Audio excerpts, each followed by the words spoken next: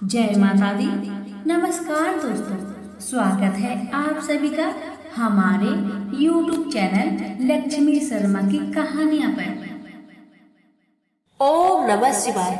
हर हर महादेव। माता पार्वती की जय, गौरी गणेश की जय। प्रिय भक्तगणों, आज सोमवार के दिन आप सभी श्रवण करेंगे श्री अमरनाथ की अमर कथा।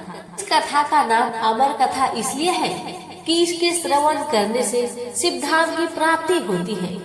यह वह परम पवित्र कथा है जिसके सुनने से सुनने वालों को अमर पद की प्राप्ति होती है तथा वह अमर हो जाते हैं। यह कथा श्री शंकर भगवान ने इसी गुफा श्री अमरनाथ जी की गुफा में भगवती पार्वती जी को सुनाई थी। इस कथा को सुनकर ही श्री सुखदेव जी अमर हो गए थे। जब भगवान श्री शंकर यह कथा भगवती पार्वती को सुना रहे थे तो वहाँ एक तोता का बच्चा भी इस परम पवित्र कथा को सुन रहा था और इसे सुनकर फिर उस तोते के बच्चे ने श्री सुखदेव स्वरूप को पाया था। सुख संस्कृत में तोता को कहते हैं और इसी कारण बाद में फिर मुनि सुखदेव के नाम से संसार में प्रसिद्ध हुई। यह कथा भगवती पार्वती तथा भगवान शंकर का याद है। यह परम पवित्र कथा लोकों परलोक को सुख देने वाली है।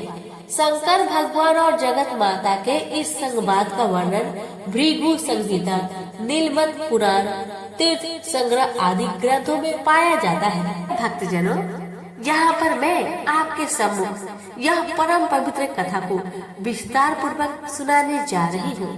तुमसे बोलिए उमापति शंकर भगवान की जय। हे भगवान, आपकी कथा कहने वाले, सुनने वाले, हुक्कारे भरने वाले सभी की रक्षा करना, सभी की मनोकामना को पूर्ण करना, सभी को निरोगी रखना।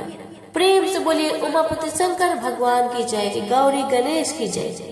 एक बार देव ऋषि नारद कैलाश पर्वत पर भगवान श्री शंकर के स्थान पर दर्शनार्थ पधारे। भगवान श्री शंकर उस समय वन में विहार के लिए गए हुए थे और भगवती पार्वती यहाँ पर विराजमान थी। श्री पार्वती जी ने देव ऋषि नारद को प्रणाम किया और सादर आसन दिया और बोली, देव ऋषि, आपने यहाँ पधार कर हम पर बड़ी कृपा की, आपने आने का कारण कहिए। देव ऋषि नारद बोले, देवी, मेरा एक प्रश्न है, उसका उत्तर मैं चाहता हूँ। श्री पार्वती जी ने कहा, कहिए। नारद जी बोले, देवी, मुझे इस बात का बड़ा आश्चर्य है कि भगवान श्री शंकर जो कि हम दोनों से बड़े हैं, उनके गले में रुंड माला क्यों है? श्री पार्वती जी बोली, इसका कारण मैं नहीं जानती। नारद जी ने कहा, आप यथा समय इसका कारण भगवान श्री शंकर से पूछिएगा। इतना कहकर देव ऋषि नारद वहाँ से चले गए और उनके जाने के थोड़ी देर बाद भगवान श्री शंकर आ गए और उनके आने पर भगवती पार्वती ने वही प्रश्न उनसे किया। भगवान श्री शंकर बोले, हे पार्वती, तुम यह प्रश्न न पूछो। लेकिन श्री पार्वती ने भगवान श्री शंकर की बात नहीं मानी और उनके रुंड माला धारण करने का कारण जानने के लिए हठ करने लगी। इस पर भगवान श्री शंकर ने कहा, पार्वती, जिसने मुंड तुमको इस मुंड माला में दिखाई दे रहे हैं, यह तुम्हारे ही सिर है। यानी जितने जन्म तुमने धारण किए हैं उतने ही मुंड मैंने धारण किए हैं। इस पर पार्वती जी ने प्रश्न किया, प्रभु, मेरी तो मृत्यु होती है और आपकी नहीं होती, इसका कारण क्या है? भगवान श्री शंकर बोले, यह सब अमर कथा के कारण है। पार्वती बोली, तो फिर मुझे भी यह अमर कथा सुना दीजिए ना। इस पर श्री शंकर जी ने आसन लगाया और कालगिन रुद्र नामक एक गण प्रकट किया और उसे आज्ञा दी कि चारों ओर एक ऐसी अग्नि प्रकट करो जिसमें कि जलकर समस्त जीवधारी मर जाए। भगवान शंकर की आज्ञा पाकर कालागिन ने ऐसा ही किया और अदृश्य हो गया। जिस आसन पर भगवान श्री शंकर बैठे थे उसके नीचे एक तोता का अंडा पहले से ही था जो कि कालागिन को दिखाई नहीं दिया। इसके पश्चात भगवान श्री शंकर नेत्र मुंद कर एकाग्रचित हो पार्वती जी को अमर कथा सुनाने लगे और पार्वती जी उनके हर वाक्य पर हुक्कारा भरने लगी। धीरे धीरे पार्वती जी को नींद आने लगी। उसी समय उस अंडे में से जीव प्रकट हुआ। श्री पार्वती जी तब तक हुक्कारा देते देते सो चुकी थी। अब उनके स्थान पर तोता हुक्कारा देने लगा। जब भगवान शंकर अमर कथा समाप्त कर चुके तो श्री पार्वती जी की आंखें भी खुली। भगवान श्री शंकर ने उनसे पूछा कि क्या उन्होंने अमर कथा को सुना? कि पार्वती जी ने उत्तर दिया कि अमर कथा नहीं सुनी। इस पर भगवान श्री शंकर ने पूछा, तब हुक्कारा कौन देता था? पार्वती जी बोली, मुझे नहीं मालूम। अब भगवान श्री शंकर ने इधर उधर देखा तो उनको एक तोता दिखाई दिया जो कि उनके देखते ही देखते उड़ गया। भगवान शंकर उठकर पीछे दौड़े। वह तोता उड़ता उड़ता तीनों लोकों में गया, लेकिन उसको कहीं जगह नहीं मिली। श्री व्यास देव जी की पत्नी अपने घर के द्वार पर बैठी जमाई ले रही थी। बस तोता उनके पेट में चला गया। भगवान श्री शंकर ने कहा, व्यास जी, मेरा चोर आपके घर में है। महर्षि व्यास बोले, प्रभु, हमारे घर में तो कोई चोर नहीं है। भगवान श्री शंकर कहने लगे, पर महर्षि व्यास जी ने अपने पत्नी से पूछा। उसने उत्तर दिया, ऐसा जान पड़ता है जैसे कि मेरे पेट में कोई पंछी गया है। महर्षि व्यास ने यह बात भगवान श्री शंकर से कही और साथ ही कहा, आपकी जैसी इच्छा हो वैसा कर सकते हैं, लेकिन यह तो आप जानते ही हैं कि स्त्री को मारना पाप है। श्री वेद व्यास जी की यह बात सुनकर श्री शंकर लौट गए। वह तोता कई वर्षों तक ऋषि पत्नी के पेट में पल रहा था, लेकिन जब ऋषि पत्नी के पेट का कष्ट अधिक बढ़ता गया तो श्री वेद व्यास जी ब्रह्मा जी और उसके पश्चात श्री विष्णु जी के पास गए। फिर तीनों मिलकर भगवान श्री शंकर के पास गए। इसके पश्चात चारों श्री वेद व्यास जी के स्थान पर आए और पंछी की स्तुति करने लगे। पंछी जो भगवान जी शंकर जी से अमर कथा सुनकर चारों वेदों तथा 18 पुराण का ज्ञानी हो गया, कहने लगा, अब तक जगत निर्मोही नहीं होगा, तब तक मैं माँ के पेट से बाहर नहीं निकलूंगा। इस पर भगवान विष्णु ने अपनी माया से जगत को निर्मोही कर दिया। इस पर वह तोता बालक रूप होकर माँ के पेट से बाहर आ गया और उसका नाम सुखदेव हुआ।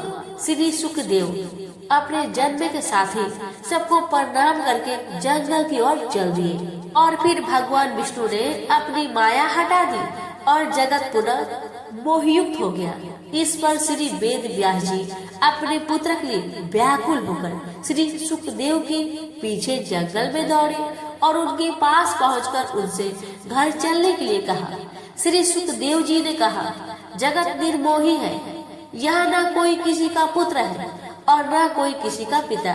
श्री वेद व्यास जी बोले, अब ऐसा नहीं है। श्री सुखदेव जी ने ध्यान लगाकर देखा तो मालूम हुआ कि भगवान श्री विष्णु ने उनके साथ छल किया है।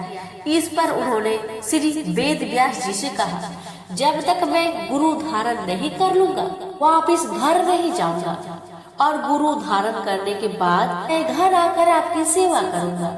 सुखदेव जी फिर इस संसार में गुरु की खोज में इधर उधर घूमने लगे, मगर अपने से बढ़कर ज्ञानी उनको कहीं पर नहीं मिला।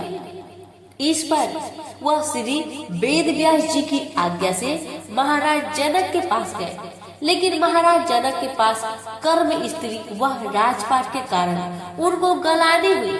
लेकिन राजा जनक ने जब उनका यह हाल देखा तो अपनी माया से उन्होंने सारे नगर को भस्म कर डाला। राजभवन भी भस्म होने लगा, लेकिन राजभवन के जलने से महाराज जनक और उनकी पत्नी का चित्त मान नहीं हुआ, किंतु श्री सुखदेव जी का चित्त व्याकुल होने लगा। सुखदेव जी को अमर कथा के सुनने तथा अपने अमर हो जाने का अभिमान था। उनकी व्याकुलता को देखकर आप क्यों घबरा रहे हैं? आप तो अमर हैं, लेकिन हमारा शरीर अवश्य जलेगा। इस पर भी जब श्री सुखदेव जी की व्याकुलता दूर न हुई तो महाराज जनक ने अपनी माया से अग्नि पुनः शांत कर दी और प्रत्येक वस्तु पूर्वतः हो गया। यह देखकर श्री सुखदेव जी ने महाराज जनक को अपना गुरु बना लिया और उनसे उपदेश लिया। इसके बाद श्री सुखदेव जी नैमिषारण्य गए। वहाँ पर ऋषियों महर्षियों ने उनका बड़ा आदर सत्कार किया। ऋषियों महर्षियों ने आपसे अमर कथा सुनने के लिए प्रार्थना की। श्री सुखदेव जी बोले, इस कथा को सुनने वाले अमर हो जाते हैं। इसके पश्चात उन्होंने कथा सुनानी आरंभ की। कथा आरंभ होने के साथ ही कैलाश पर्वत, क्षीर सागर और ब्रह्मलोक हिलने लगा। ब्रह्मा, विष्णु, शिव तथा समस्त देवता उस स्थान पर पहुँचे जहाँ पर अमर कथा हो रही थी। भगवान शंकर को स्मरण हुआ कि यदि इस कथा को सुनने वाले अमर हो गए तो पृथ्वी का संचालन बंद हो जाएगा और फिर देवताओं की प्रतिष्ठा में अंतर आ जाएगा।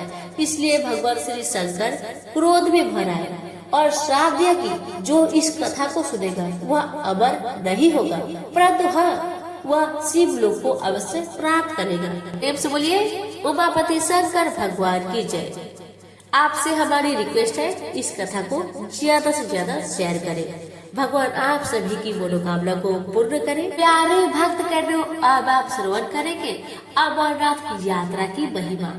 पार्वती जी ने कहा, प्रभु मैं अमरनाथ की यात्रा की महिमा सुनना चाहती हूँ। इसके सुनने से जन्म जन्मांतर के पाप ताप मिट जाते हैं। जगत स्वामी आप श्री अमरनाथ जी के लिंग का महात्म्य तथा मार्ग के तीर्थों का वर्णन कीजिए।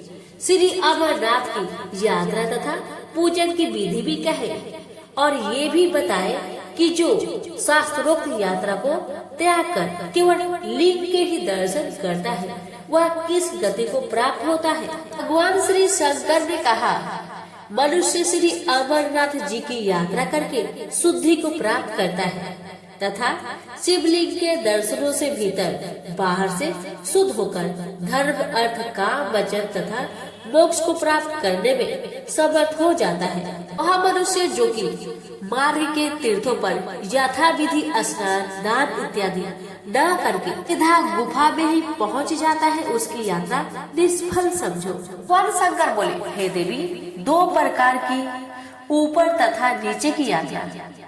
ऊपर की यात्रा मोक्ष चाहने वाले योनियों को प्राणायाम द्वारा होती है। प्राण तथा आपान वायु के एक होने पर योग मार्ग दशम द्वार अर्थात ब्रह्मरंध्र में प्राणों को लीन करने से निश्चय ही मोक्ष की प्राप्ति होती है। वह दोनों प्रकार की यात्रा धर्म, अर्थ, काम तथा मोक्ष के सुखों को करनी चाहिए। प्रभु, निचली यात्रा यानी पैदल यात्रा से मनुष्य के संपूर्ण पाप दूर होकर चित्त निर्मल हो जाता है और इसी तरह हठ योग और राजयोग से तीर्थ पर किसी अच्छे विद्वान पंडित द्वारा अमर कथा सुनने से पुरुष ज्ञान अधिकारी हो जाता है। इस तरह कहे गए के अनुसार यात्रा करने वाले मुक्ति को प्राप्त करते हैं। अतः देने वाली निम्न यात्रा का वर्णन अब सुनिए। कि नगर में विघ्नों का नाश करने वाले श्री गणेश जी का पूजा करें। रीति के अनुसार भगवान श्री शंकर का स्मरण करता हुआ वहां से बाहर निकलकर षोडश तीर्थ पर स्नान तथा आचमन करके शिव की ओर बढ़े। प्रिय, वहां गंगा जी का दर्शन और प्रणाम करके भगवान श्री शंकर पूजन, देवता और ऋषियों का तर्पण तथा ब्राह्मणों को भोजन करवाए। फिर अन्न, वस्त्र आदि दान देकर विसर्जन करें। फिर पदमपुर में जो सिद्धों का है वहां पर स्नान करके और दान देकर युवती तथा विष्णु तीर्थों पर स्नान करके अवंतीपुर को चले। वहाँ साधु महात्माओं के क्षेत्र में स्नान करके बहरनाग यानी बिहारनाग जाकर हरिपारा गांव में हरिदाख्य गणपति विघ्नों के नाश करने वाले श्री गणेश जी का पूजन करें और देवताओं तथा ऋषियों का तर्पण करें। देवताओं तथा पितरों का तर्पण करने से तथा दान करने से श्री गणेश की कृपा से मनुष्य के समस्त विघ्न तथा पाप नष्ट हो जाते हैं। इसके बाद बलिहार क्षेत्र में स्नान करके आगे बढ़े। नागाश्रम में जिसको की हस्तिकर्ण कहते हैं, संगम के समीप जाकर ज्येष्ठा सार नामक गण स्वामी भगवान श्री सदा शिव का पूजन करके आगे चले। तीनों पापों तथा मलों का नाश करने वाले तीर्थ जल में स्नान व आचमन करके चक्र नामक तीर्थ चक्र घर पर जाकर स्नान करके देवताओं तथा ऋषियों का तर्पण करें और सोने का चक्र बनाकर ब्राह्मण को दान दे। फिर विधिवत हवन तथा जप करके देवक तीर्थ देवक यार की ओर चले और फिर वहां स्नान करके हरिश्चंद्र तीर्थ विजय विहार बीच विहारा पहुंचकर स्नान करे तथा वृषभ ध्वज महादेव जी का पूजन कर हव्य काव्य आदि से देवताओं और ऋषियों का तर्पण करे। गौ स्वर्ण तिल और भोजन यथाशक्ति सतपात्र ब्राह्मण को दान दे।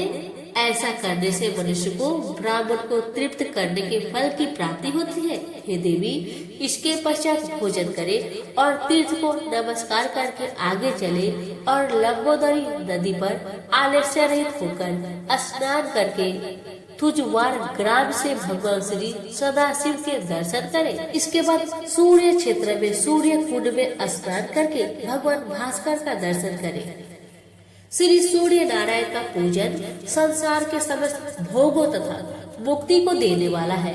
यात्रियों को सूर्य क्षेत्र में अन्न वस्त्र आदि का दान ब्राह्मणों को देना चाहिए। यह सूर्य क्षेत्र तीर्थ अपने कर्मों से दुखी हुए पितरों के उद्धार के लिए उत्तम है।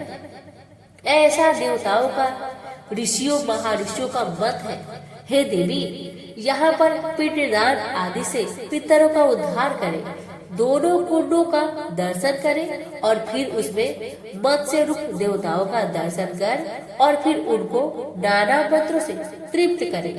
पश्चिम वाहिनी गंगा में स्नान करके पितरों के उद्धार के लिए श्राद्ध करें। इसके बाद सत्कार स्थान में पहुँचे, स्नान करें और श्री गणेश का पूजन करें और फिर भाद्रश्रम में जाए। फिर परम पवित्र हरि श्रेष्ठ यानी शिलगाम आश्रम तथा सत्व स्वतर क्षेत्र में और गंगा जल में स्नान करके संध्या बंदन आदि नित्य क्रिया करें। ग्राम में पहुंचकर पवित्र अनंतनाग तालाब के जल में स्नान कर उत्तम बालखिल्य आश्रम को जाना चाहिए। हे देवी, अब मैं पाप ताप को हरने वाले, चित्त को शुद्ध करने वाले बालखिल्य तीर्थ का महात्म्य कहता हूँ। ध्यान पूर्वक सुनो। पूर्व काल में बालखिल्य नामक महर्षियों ने घोर तप किया। फिर भगवान श्री विष्णु ने मेघ सदृश गंभीर वाणी से कहा, मैं तुम्हारे तप से अत्यधिक प्रसन्न हूँ, अतः तुम वर मांगो। ऋषियों की प्रार्थना सुनकर भगवान श्री विष्णु ने अपने चरणों से धरती को छूकर वहां से गंगा को प्रकट किया और उसके साथ ही उन लोगों को यह वरदान भी दिया कि प्रलय प्रकट बालखिल्य तीर्थ लोगों को पवित्र करता रहेगा। पवित्र और पुण्य खिल्यान तीर्थ पर मनुष्य स्नान दान तथा जब पूजा करे तो उसे स्वर्ग की प्राप्ति होगी। उस बालखिल्य तीर्थ पर जगत गुरु सर्वव्यापी नारायण का पूजन करे, जो कि नाना प्रकार के भोगों तथा मोक्ष को प्रदान करने वाले हैं। तीर्थ पर स्नान और यथाशक्ति दान देकर महावर यानी गणेश्वर जी पहलगाम में है, वहाँ पर जाकर श्री गणेश जी का पूजन करें। हे सुंदरी, श्री गणेश जी को नमस्कार करके लड्डुओं तथा क्षीर का भोग लगाएं। आप तथा विघ्नों से रहित होकर मामलेश्वर क्षेत्र को जाएं। हे साध्वी, मामलेश्वर भगवान के दर्शन या तीर्थ जल में स्नान करके मनुष्य रोगों तथा पापों से छूट जाता है। यहाँ पर स्नान करने के पश्चात मनुष्य दान करे तथा ब्राह्मणों को भोजन करवाए। श्रवण करेंगे मामलेश्वर तीर्थ की उत्पत्ति के संबंध में कथा। एक समय भगवान श्री सदाशिव श्री गणेश जी को दोनों डहेडियों का द्वारपाल बनाकर आप स्थल बात को चले गए थे। वहाँ पर थोड़ी देर ठहरकर खिलियान से ऊपर दंडक मुनि के आश्रम जाकर विश्राम करने लगे। वहाँ देवता आए। भगवान सदाशिव ने कहा, आगे मत बढ़िए। इस शब्द को सुनकर गणेश जी पाताल देश से आए और उन्होंने भी यही शब्द कहे और इस शब्द से फिर देवता भगवान श्री सदाशिव में लीन हो गए। अतः फिर यह ग्राम मामल के नाम से प्रसिद्ध हुआ। भगवान श्री सदाशिव ने श्री गणेश जी से कहा, तुम मामल शब्द सुनकर पाताल से यहाँ आए हो, अतः दीर्घ काल तक यहाँ ठहरो और समस्त विघ्नों को दूर करो।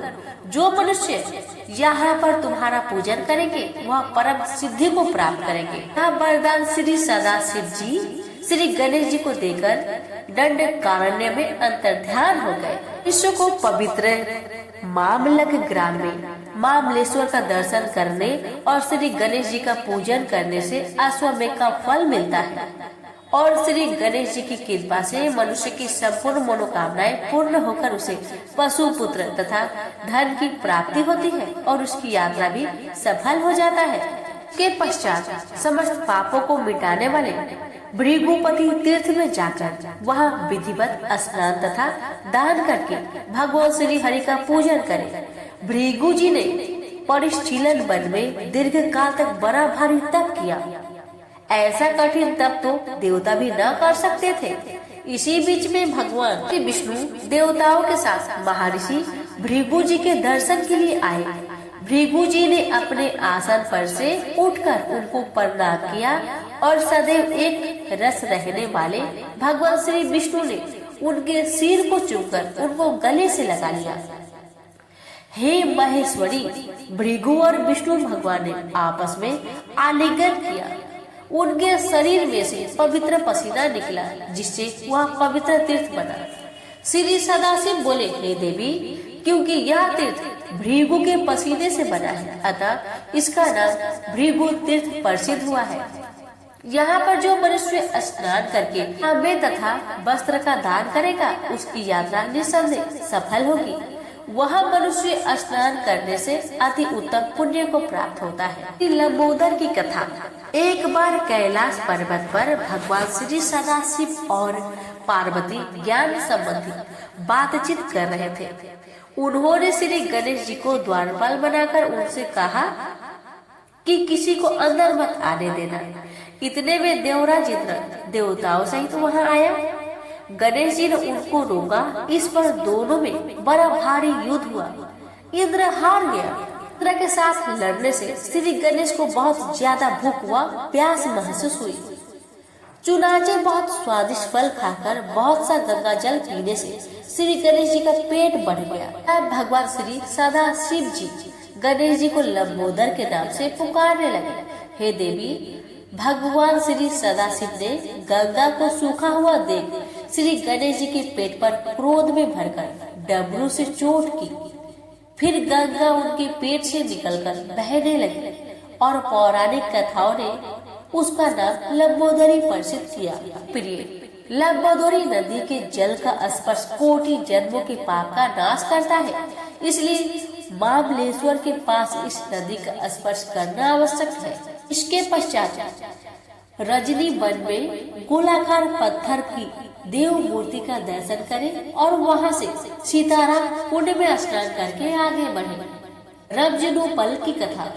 सीता, लक्ष्मण तथा राम ने विचरते विचरते नख्या पवित्र वन में आकर मदयुक्त राक्षसों को देखा। इससे उनको पसीना आ गया।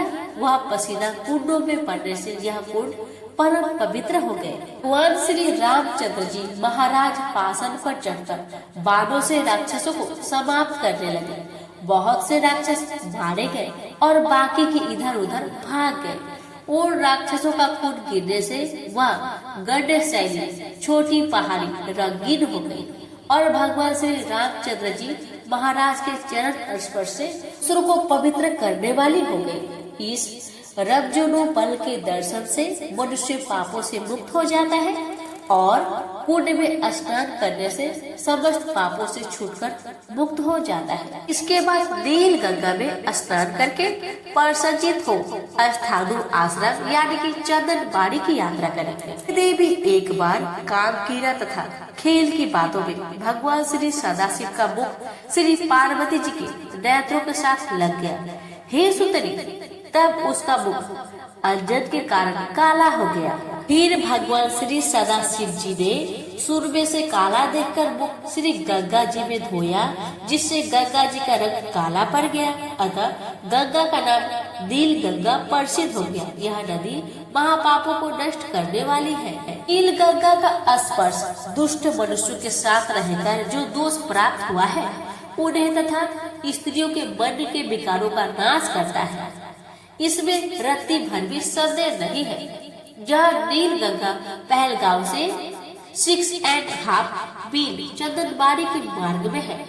पूर्व काल में भगवान श्री सदाशिव दक्ष प्रजापति की पुत्री सती का वियोग हो जाने पर हिमालय पर कठिन तप करने लगे। महेश्वरी फिर वहाँ पर बहुत वर्षों तक सेवा करती रही। सती ने पर्वत राज के यहाँ जन्म लेकर पार्वती का रूप पाया।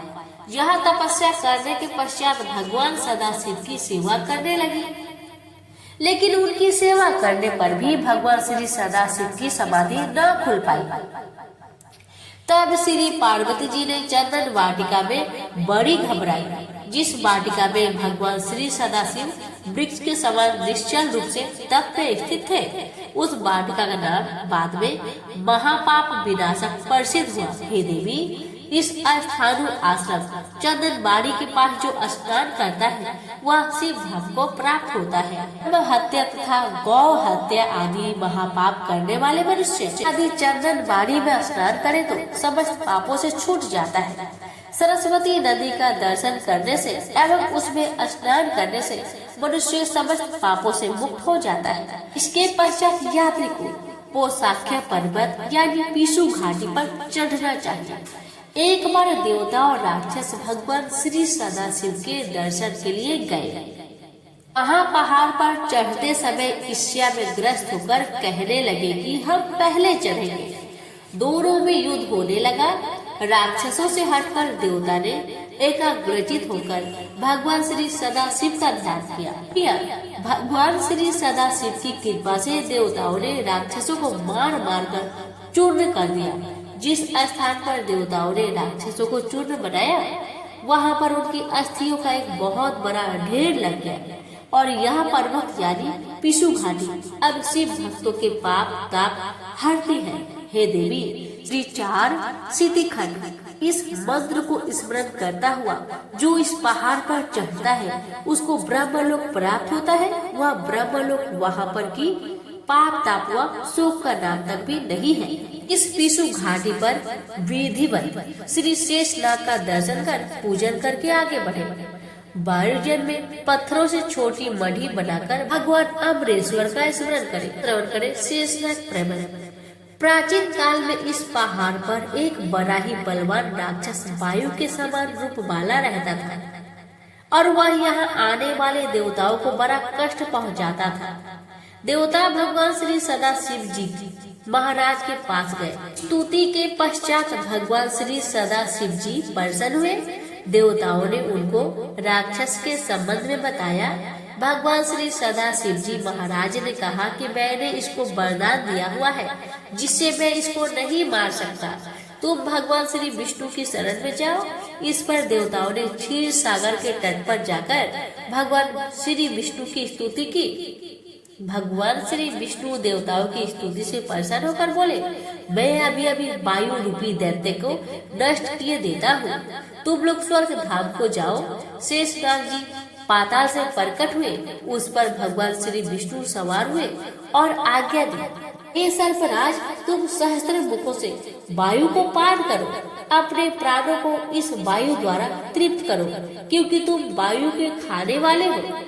भगवान के अमृत रूपी वचन सुनकर एक क्षण में शेषनाग ने देखते ही देखते वायु रूपी दैत्य को भक्षण कर लिया। हे देवी, उसी दिन से ये पर्वत शेषनाग के नाम से प्रसिद्ध है तथा योगी जन इसको अपना आश्रम भी कहते हैं। इसके दर्शन करने से तथा तालाब में स्नान करने से और यहाँ पर जप हवन स्तुति का स्वाध्याय करने से मनुष्य अनंत पुण्य को प्राप्त होता है। जब देवताओं ने राक्षसों को मार डाला, उनमें से परठष्टा नाम दैत्य वायु में मिलकर देवताओं को कष्ट देने लगा। इस पर समस्त देवता भगवान श्री सदाशिव जी महाराज के पास गए और उनकी स्तुति की। इस पर भगवान श्री सदाशिव जी महाराज ने प्रसन्न होकर कहा, हे देवताओं, तुम लोग यहाँ बढ़िया बनाकर वायु को रोक दो। इस पर वे वहाँ पर पत्थर की बढ़िया बनाकर शांति पूर्वक रहने लगे। लेकिन एक बार दैत्य ने अपना उग्र रूप दिखाया। तब देवराज इंद्र ने अपना वज्र उठाया और उसी जगह राक्षस को मार डाला। तब से यह जगह वायु वर्जन देवताओं से पूजित तीर्थ प्रसिद्ध हुआ। यहाँ पत्थरों द्वारा देवताओं के लिए छोटे छोटे घर बनाने तथा तीर्थ के दर्शन से मनुष्य अत्यंत पुण्य को प्राप्त होता है। ब्रह्म हत्या और गौ हत्या से युक्त मनुष्य इस तीर्थ के दर्शन से इन महापापों से छूट जाता है। अब सुनिए हत्यारा तालाब। हे देवी, जिस कारण यह तालाब हत्यारा तालाब सूख गया। अभी सुनो, इसके सुनने से प्राणी संचय से रहित हो जाता है। जब भगवान श्री सदा शिव जी महाराज तथा देवराज इंद्र ने राक्षसों को नष्ट किया तो कुछ राक्षस भागकर इस तालाब में छिप गए और फिर वह राक्षस थोड़े समय के पश्चात देवताओं को पूर्वतः दुख देने लगे।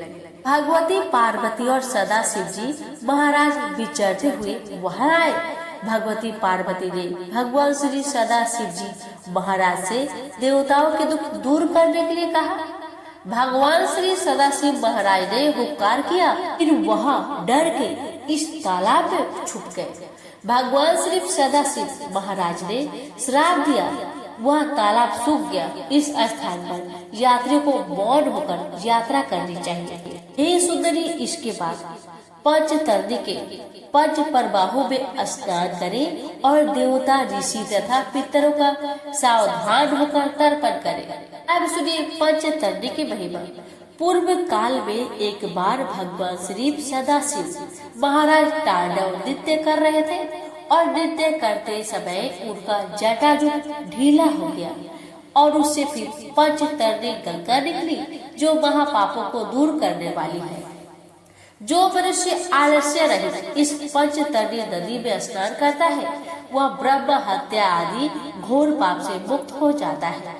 यहाँ पर स्नान करने वाले को वही फल मिलता है जो कुरुक्षेत्र, परियाग, नैमिषारण्य में स्नान तथा दान करने से प्राप्त होता है। ये सुंदरी, यदि इस तीर्थ पर गौ, वस्त्र, चंदन, केसर, अगर, कस्तूरी आदि ब्राह्मण को दान दिए जाए तो यात्री को सिद्धार्थ की प्राप्ति होती है। इसके पश्चात ऊंची चोटी वाले पहाड़ पर चढ़कर डमारक देवता के दर्शन करने चाहिए। डमारक देवता की कथा। बड़े से बड़ा पापी भी डमारक देवता के दर्शन करने से पाप से छूट जाता है। हे देवी, अधिक क्या कहूँ, बस इतना कहना ही पर्याप्त है। यात्री डमारक देवता की पूजा तथा परिक्रमा करने से ही श्री अमरनाथ के दर्शन के योग होता है। एक बार भगवान श्री सदाशिव जी महाराज नृत्य में इतने लीन हो गए कि उनका संध्या का समय भी व्यतीत हो गया। इससे उनको बड़ी चिंता हुई। एक बार भगवान श्री सदाशिव जी महाराज जी कार्तिक स्वामी के साथ कीड़ा कर रहे थे। उस उक्त गण को निद्रा आ गई और भगवान श्री सदाशिव जी महाराज का संध्या काल व्यतीत हो गया।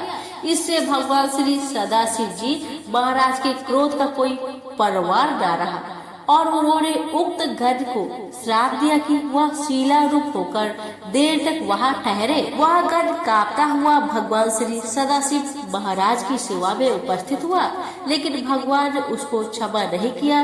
लेकिन यह जरूर कहा कि जो यहाँ पर मेरे श्री अमरनाथ जी के दर्शन के लिए आएगा, वह पहले पहाड़ी पूजा तथा परिक्रमा करेगा। हे देवी, उस दिन से महाडमारक गण रत्न नामक शिखर पर पाषाण रूप होकर रहता है और जो मनुष्य उसका पूजन करता है वह सिद्धार्थ को प्राप्त होता है। यात्री को चाहिए कि श्रावणी के दिन प्रातःकाल भैरव घाटी की यात्रा करते हुए चोटी पर डमारक के शरण में पहुँचे।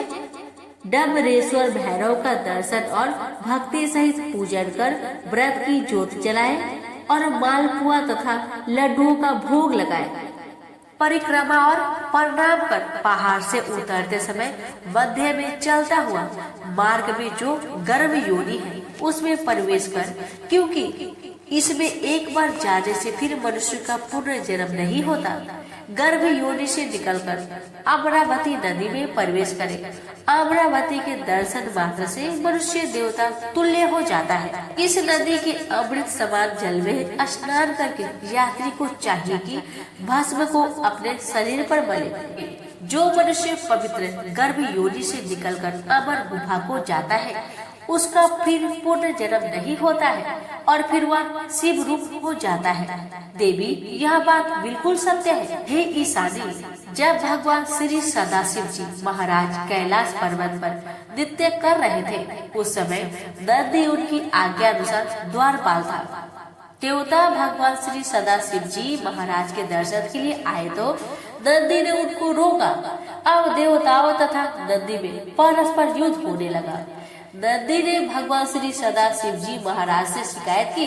भगवान श्री सदाशिव जी महाराज ने नंदी से कहा, तुम दंड धारण करो, देवता तुम्हारा कुछ भी नहीं बिगाड़ सकेगा। तुम द्वार पर चलो और दीवार बनकर मार्ग में गर्भ योनि को रख दो, देवता उसमें प्रवेश न कर सकेंगे।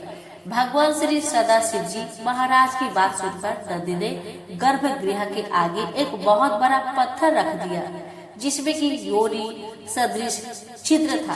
तो पुरुष जन्म जन्मांतर के पापों से मुक्त होना चाहे वह गर्भ योनि से निकलकर श्री अमरनाथ के दर्शन करे, फिर अमरावती नदी में स्नान कर उसी की भस्म रूप कीचड़ को शरीर पर मलकर और उनसे सफेद होकर थोड़े वस्त्र, कोपीन और रेशमी धोती को पहनकर सन्मार्ग प्रदान करें कहते हुए तथा शिव शिव उच्चारण करते हुए क्रोध मोह आदि को त्याग कर पहाड़ पर चढ़े। उससे गुफा में स्थित अमरेश्वर भगवान देवताओं के देव भगवान को नमस्कार करे और प्रभु के चरणों में मन लगाकर भक्ति के साथ इस तरह स्तुति करे।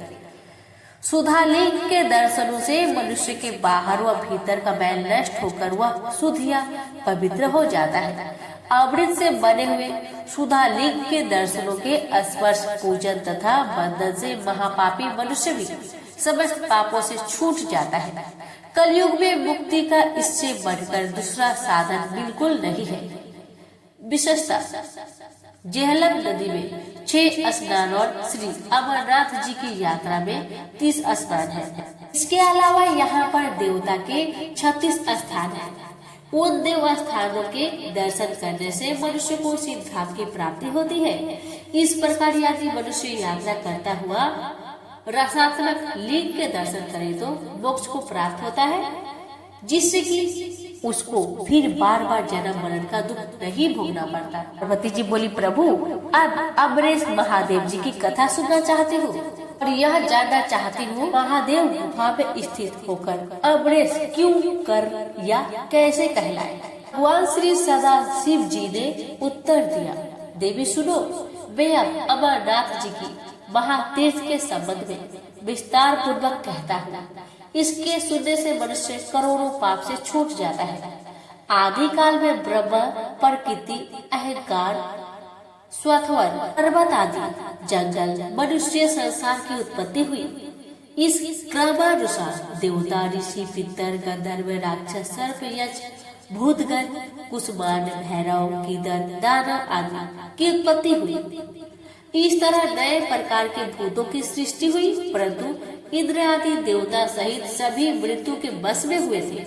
देवता भगवान श्री सदाशिव जी महाराज के पास गए और उनकी स्तुति की। देवता ने कहा कि हमको मृत्यु बाधा करती है, आप कृपया कोई ऐसा उपाय बताइए जिससे कि मृत्यु हम लोगों को बाधा न करे। भगवान श्री सदाशिव जी महाराज ने देवताओं की बात सुनकर कहा, आप लोग की मृत्यु के भय से रक्षा करूंगा। भगवान श्री सदाशिव ने इस तरह कहकर अपने सिर से चंद्रमा की कला को उतारकर निचोड़ा और देवताओं से कहा, यह आप लोगों की मृत्यु रोग की औषधि है कि इस चंद्र कला के निचोड़ने से पवित्र अमृत की धारा बह निकली और वह धारा अमरावती नदी है। प्रिय, जो अमृत के बिंदु चंद्र कला के निचोड़ते समय भगवान श्री सदाशिव जी महाराज के शरीर पर पड़े थे, वह सूख गए और पृथ्वी पर गिर पड़े। गुहा में जो भस्म है वह अमृत बिंदु के कण है, जो भगवान के चंद्रकला के निचोड़ने से शरीर पर और बाद में पृथ्वी पर गिरे थे। देवी भगवान श्री सदाशिव जी महाराज देवताओं को प्रेम दिखाते हुए द्रवीभूत हो गए। देवता भगवान श्री सदाशिव जी महाराज को जल स्वरूप देखकर स्तुति करने लगे और बार बार नतमस्तक होकर नमस्कार करने लगे। तब भगवान श्री सदाशिव जी महाराज ने पुनः अपना यथार्थ स्वरूप उनको दिखाया। इसी कारण प्रत्येक पक्ष में अमृत पिघलता और जमता है। देवी यह रस द्रवीभूत कठिन होकर लिंग रूप में परिवर्तित हो गया। लिंग रूप भगवान श्री सदाशिव जी महाराज को फिर द्रवीभूत हुआ। देखकर देवता उनको बारंबार नमस्कार करने लगे। भगवान श्री सदाशिव ने बड़ी दयायुक्त वाणी से देवताओं से कहा, हे देवताओं, तुमने मेरा बर्फ का लिंग शरीर पर इस गुफा में देखा है। इस कारण मेरी कृपा से आप लोगों को मृत्यु का भय नहीं रहेगा। अब तुम यहीं पर अमर होकर शिव रूप को प्राप्त हो जाओ, जिससे मेरा यह अनादि लिंग शरीर तीनों लोकों में अमरेश के नाम से विख्यात होगा।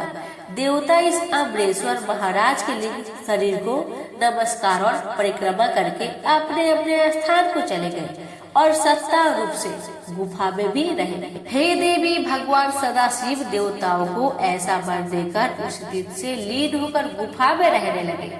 भगवान श्री सदाशिव जी महाराज ने अमृत रूप सोम कला को धारण करके देवताओं की मृत्यु का नाश किया। इसलिए तभी से उनका नाम अमरेश्वर प्रसिद्ध हुआ।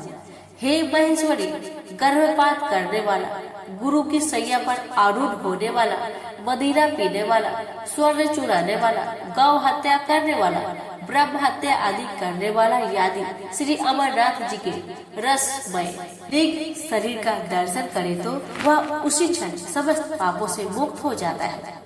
आप श्रवण करें कबूतरों का रहस्य। भगवती पार्वती ने भगवान श्री सदा शिव जी से पूछा, प्रभु कौन से शिवकर कबूतर हुए और कबूतर क्यों कर हुए और कहाँ पर स्थित है? कृपया यह सब मुझे विस्तार पूर्वक बतलाइए। भगवान श्री सदाशिव बोले, एक समय भगवान महादेव संध्या समय नृत्य कर रहे थे कि यह गण वापस में ईर्ष्या के कारण कुरु कुरु शब्द करने लगे। महादेव जी ने क्रोधित होकर उनको यह श्राप दिया कि तुम दीर्घ काल तक यही सब कुरु कुरु करते रहो। चुनादी वह रूढ़ रूपी गण उसी समय कबूतर हो गए। इनके दर्शनों से समस्त पाप दूर हो जाते हैं। भगवती जी पार्वती ने भगवान श्री सदा शिव जी महाराज से पूछा, प्रभु किस समय की यात्रा महाफल देने वाली है? श्री अमरनाथ जी के दर्शन व पूजन से क्या फल प्राप्त होता है? इसके अतिरिक्त वह भी बतलाए कि बड़े से बड़ा पापी किस वस्तु का दान करे जिससे कि उसके समस्त पाप नष्ट हो जाए। हे देवी, श्रावणी पर यात्रा करने बड़ी भारी पुण्य को देने वाली है, क्योंकि भगवान श्री सदा शिव जी महाराज ने अपना स्वरूप श्रावण रक्षा पूर्णिमा में ही प्रकट किया है। काशी में लिंग दर्शन तथा पूजन से 10 गुना, परियाग से 100 गुना, नैवेद्य साड़ेन तथा कुरुक्षेत्र से 1000 गुना अधिक पुण्य देने वाला श्री अमरनाथ जी का पूजन है, जो कि मैंने तुम्हारे हित के लिए कहा। देवताओं की 1000 वर्ष तक सोने, फूल, मोती और पट्टे वस्त्रों से पूजा का जो फल मिलता है वह श्री अमरनाथ के असली पूजा से एक ही दिन में प्राप्त हो जाता है। कस्तूरी, कपूर, चंदन, केसर, मोती, सोना, चांदी, पुष्प, धूप, दीप, नेवत और अनेक प्रकार की सामग्री से जो मनुष्य भगवान श्री अमरनाथ जी का पूजन करता है उसको बड़ा भारी फल मिलता है। भगवान श्री अमरनाथ जी की आरती और परिक्रमा से बहुत पुण्य प्राप्त होता है। श्री अमरनाथ जी का दर्शन स्पर्शन करके पंच तरंगिनी के उत्तर संगम में जाकर देव व प्रेत पर्शनार्थ श्राद्ध करें। लौटने पर यात्री को मामलाख्य महाग्राम में जाकर श्री गणेश जी का पूजन करना चाहिए और वहां गंगा के तट पर खड़ी भगवती जी से, जो भगवान श्री सदाशिव जी महाराज के सिर पर स्थिर है, अपनी यात्रा के सफल होने के लिए प्रार्थना करनी चाहिए पाताल गंगा में स्नान करके यात्रियों को अपने अपने घरों को वापस जाना चाहिए। प्रिय भक्तगणों, सभी मिलकर बोले उमापति शंकर भगवान की जय। हर हर महादेव, माता पार्वती की जय। गौरी गणेश की जय।